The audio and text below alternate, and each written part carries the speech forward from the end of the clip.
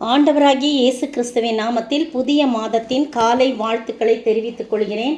இன்றைய மன்னா, இஸ்ரவேலை ஆசீர்வதிப்பதே கர்த்தருக்கு பிரியம். எண்ணாகமம் 24:1. இந்த மாதம் முழுவதும் கர்த்தருக்கு பிரியம் எது என்பதை குறித்து நாம் தியானிக்கலாம். முதல் நாளிலேயே கர்த்தருக்கு இஸ்ரவேலை ஆசீர்வதிப்பதே பிரியம் என்று சொல்லப்படுகிறது. இந்த சம்பவம் நமக்கு தெரியும்.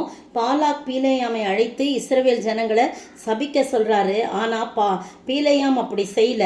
24ஆம் வசனத்தில் இஸ்ரவேலை ஆசீர்வதிப்பதே கர்த்தருக்கு பிரியம் என்று பீலேயாம் கண்டபோது என்ன சொல்கிறான்? அவன் எதுவுமே செய்யலை, அந்த ஜனங்களை ஆசீர்வதிக்கிறான். நீங்கள் 5ஆம் வசனத்திலிருந்து 9ஆம் வசனம் வரைக்கும் பாருங்கள். அருமையான ஆசீர்வாதம். யாக்கோபுவே, உன் கூடாரங்களும் இஸ்ரவேலே உன் வாசஸ்தலங்களும் எவ்வளவு அழகானவைகள். அவைகள் பரவி போகிற ஆறுகள் போலவும் நதியோரத்துள்ள தோட்டங்களைப் போலவும் கர்த்தர் நாட்டின சந்தன மரங்களைப் போலவும் தண்ணீர் உள்ள கேதுரு விருட்சங்களைப் போலவும் இருக்கிறது என்று சொல்லி இன்னும் படித்து பாருங்க. அப்படியெல்லாம் சொல்கிறத நம்ம பார்க்குறோம். கடைசியில் என்ன சொல்கிறாரு? 9ஆம் வசனத்தில், சிங்கம் போலவும் துஷ்ட சிங்கம் போலவும் மடங்கி படுத்து கொண்டிருக்கிறார்கள். யாரு? சத்துருக்கள். அவர்களை எழுப்புகிறவன் யார்? உங்களை ஆசீர்வதிக்கிறவன் ஆசீர்வதிக்கப்பட்டவன், உங்களை சபிக்கிறவன் சபிக்கப்பட்டவன் அப்படின்னு சொல்லி ஆசீர்வதிக்கிறார். அப்போ பாலாக்குக்கு ரொம்ப கோபம் வந்துடுது. காரணம் என்ன தெரியுமா? முந்தின அதிகாரம் 23ஆம் அதிகாரம் 27ஆம் வசனம் பாருங்க. அப்பொழுது பாலாக் பீலேயாமை நோக்கி, வாரும் அப்படின்னு சொல்லிட்டு, நீ எங்கே இருந்தாவது எனக்காக அவர்களை சபிக்கிறது தேவனுக்கு பிரியமாயிருக்கும்னு சொல்றார். பார்த்தீங்களா? இப்படி தான் போதகத்தை, கர்த்தருடைய வார்த்தையை, கர்த்தருடைய காரியங்களை மாற்றி மாற்றி பேசுறது. நிறைய பேர் அப்படி இன்றைய நாட்களில் எழும்பி இருக்காங்க. பாலாக் பாருங்க, இஸ்ரவேலை சபிக்கிறது தான் கர்த்தருக்கு பிரியம்னு அந்த பீலேயாமை பார்த்து என்ன பண்ணுறார்? பாலாக்கு அப்படியே அவனை இது பண்ணி மெஸ்மரிசம் பண்ண மாதிரி அங்கே கூட்டிகிட்டு போய், இங்கே கூட்டிகிட்டு போய், அங்கே செய், இங்கே நீ சபின்னு சொல்லி எவ்வளவோ சொல்கிறாங்க. ஆனால் கர்த்தர் அதற்கு இடம் கொடுக்கவில்லை. கர்த்தருக்கு அது பிரியமில்லை. இஸ்ரவேலை ஆசீர்வதிப்பதே கர்த்தருக்கு பிரியம் என்று பீலேயாம் கண்டு கொண்டான்.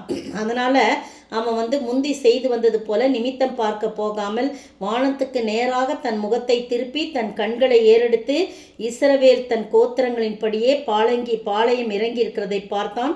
தேவ ஆவி அவன் மேல் வந்தது. அதனால தான் என்ன பண்ணுறான்?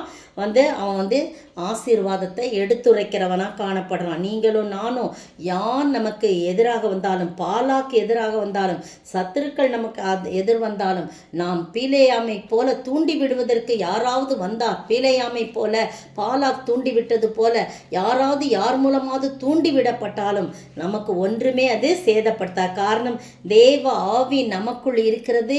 நாம் தேவனுக்கு பயப்படுவர்களாய் காணப்படும் போது புதிய இஸ்ரவேல் மக்களாகிய நம்மளை ஆசீர்வதிப்பதே கர்த்தருக்கு பிரியமாக இருக்குது. ஆகஸ்ட் மாதம் முழுவதும் இந்த ஆசீர்வாதத்தோடு நாம் கடந்து செல்ல ஆண்டவர் கிருபை செய்வார்.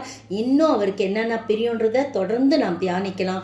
ஆண்டவர் தாமே கடந்த மாதம் முழுவதும் நம்மோடு கூட நடைபோட்டு வந்த தேவன் இந்த மாதம் நம்மளோடு கூட இருந்து நம்மளை வழிநடத்தி பாதுகாக்க ஆண்டவர் தாமே கிருபை செய்வாராக. ஆமென்.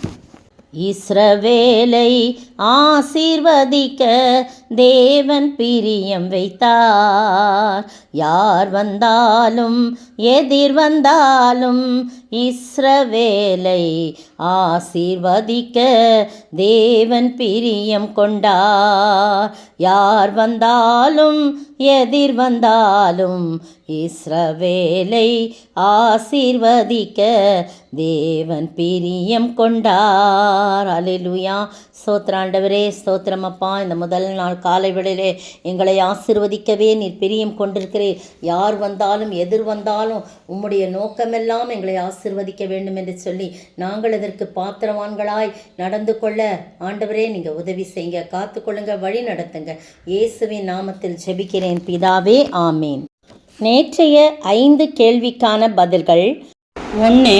இயேசு நாத்தான் வேலை நோக்கி, பிலிப்பு உன்னை அழைப்பதற்கு முன்னே நீ அத்திமரத்தின் கீழ் இருக்கும்போது உன்னை கண்டேன் என்றார். யோவான் 1:48. 2.